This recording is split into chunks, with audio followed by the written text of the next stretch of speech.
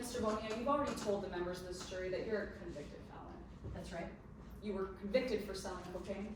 That's right. Now, Las Palmas is a neighborhood in San Juan, true? True.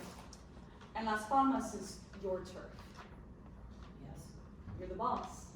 That's right. Las Palmas is a tough area. You told us a little bit about that on direct. That's right. But you have what you need to protect yourself in Las Palmas, don't you? I have a crew. I have people that help me to stay safe in the neighborhood. Yes. Exactly. You have a crew. And these aren't just your friends. These are people who work for you. That's right. Objection, Your Honor. Relevance. Relevance. Your Honor, during motions limiting, we've covered this explicitly. This goes directly to the fact that this helps the jury evaluate whether or not Mr. Abajo acted reasonably when he fired back at this witness. What does him having a crew, how is that relevant to him firing back or not firing back? What is reasonableness? Your Honor, it's relevant because as covered during direct examination, this witness made threats about Mr. Abajo, said he was going to blow his head off.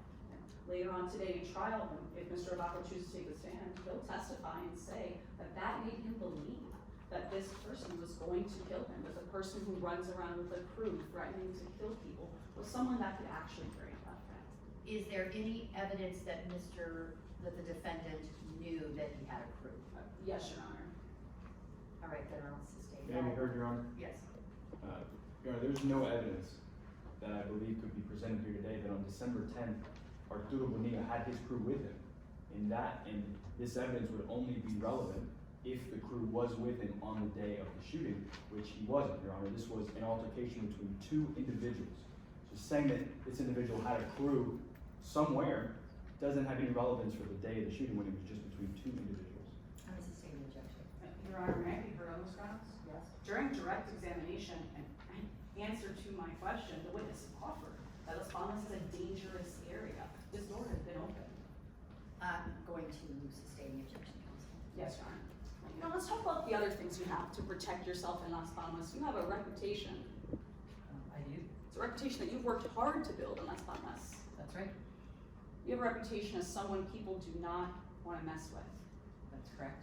As someone who's not afraid to get their hands dirty. I would say yes. When I say you work to maintain that reputation, I want to break this down with the members of the jury. You take specific steps to make sure people know that you're someone not to mess with. That's right. You've gone around Las Palmas flashing guns to make sure people know that you mean business. A few times, yes. You did that. It was a show. That's right. I don't mean anything by it. You were letting people know that you're the boss. That's right. That's what you mean by it. Yeah, make sure that nobody messes with me, so I never have to use that gun. So you never have to use the gun you have? Well, the gun that I showed a few times, it wasn't even mine. It wasn't yours. It was a friend of yours. That's right. A friend that helps you stay safe in Las Palmas. One of the guys I hang out with. Yeah. Someone that can give you guns if you need them. On that day, he could. I don't know where he is now. Let's talk a little bit about the Green Tiger, because you've already told us about it on direct, this bar fight. Now, when Mr. Abajo walked into the Green Tiger, you weren't alone. No, I was there with some people, some friends. Yeah. People from Las Palmas typically go to the Green Tiger. That's right. It's a neighborhood bar. No one else goes there but people from the neighborhood. And when Mr. Abajo walked in, you told us that he said, "You're going out with my little girl." Oh yeah, he came right at me. Let's be clear. You weren't worried about Mr. Abajo at all. No, he really surprised me that night, I have to say. Right, because you think Mr. Abajo, he's just an old man.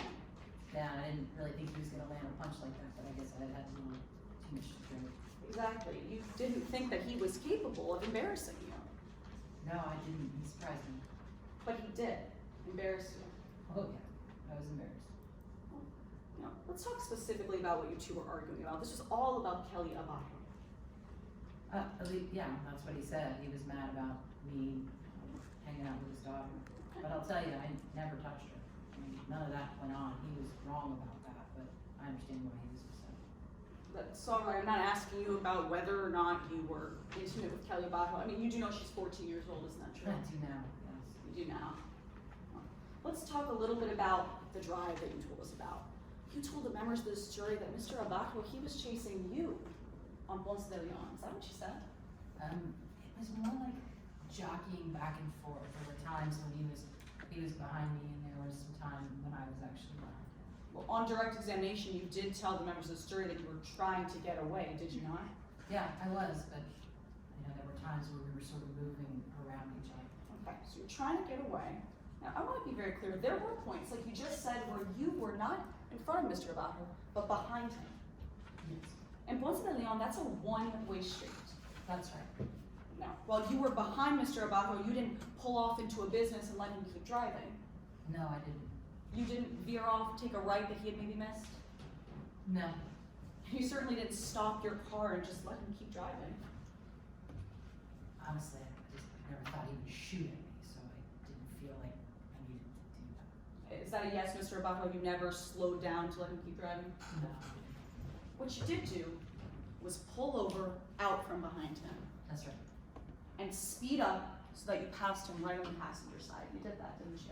I did. I think he was gonna shoot at me. You did mention shooting on your direct examination. I want to be clear. After the bar fight, you walked around Las Palmas talking about Mr. Abajo.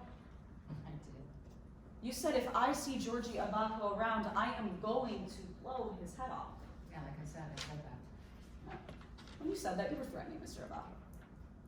No, he wasn't there when I said that. You were telling people that to make sure that he knew you weren't to be messed with. Yeah, I hoped he got back to him. Let's talk about why you were saying things that you hoped would get back to him.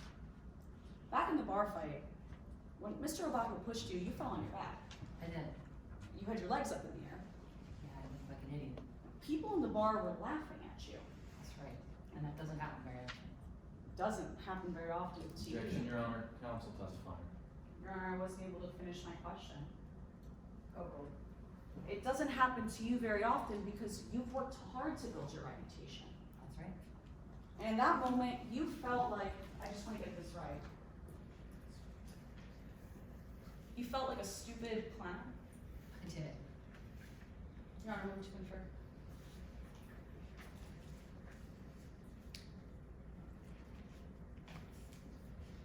It wasn't just what you said to Mr. Abajo. You actually took steps that you didn't talk about very in depth on direct examination. I don't want to shock you. Well, on direct examination, you told us that after the bar fight, you went looking for Mr. Abajo, That's right. I looked around a little that night. but you couldn't find him. No. Nothing. redirect